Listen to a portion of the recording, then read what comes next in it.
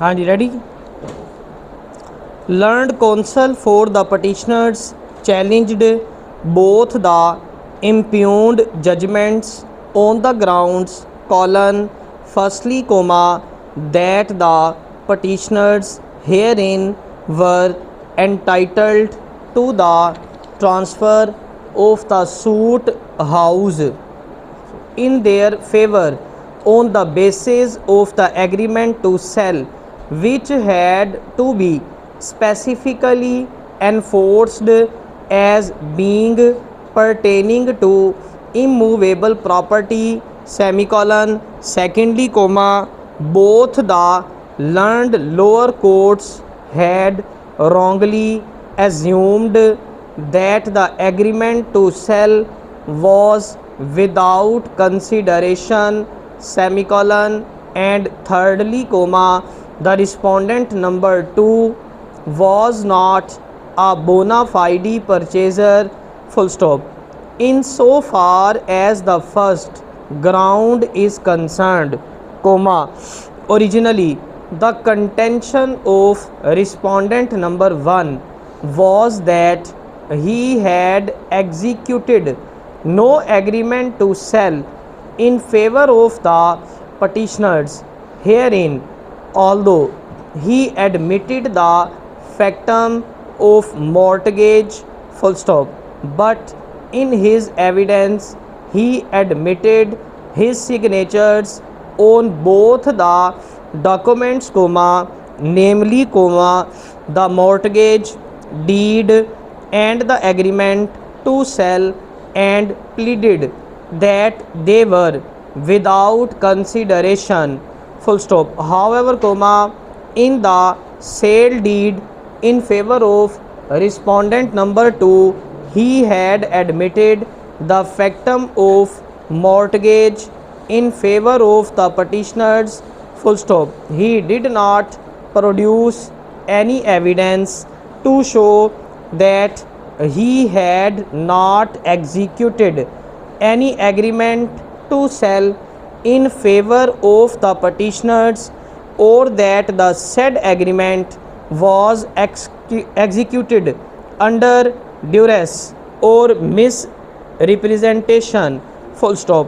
It is a registered document and its contents and execution have been proved according to law, full stop. The mere denial of execution have been proved according to law, full stop. The mere denial of execution and then admission of signatures thereon by the respondent number 1 clearly proves the execution of this document, full stop. It shall thus be seen that the agreement to sell the house in question was actually executed by the respondent number 1 in favor of the petitioners, and it was also got registered, full stop. The existence of these documents cannot, therefore, be denied, full stop. This agreement pertaining to the sale of immovable property had to be specifically enforced, full stop. As far as the second ground is concerned, it may be mentioned that the transfer price of the suit house was rupees 12,673 rupees, and it was mortgaged with the petitioners for rupees 15,000, full stop.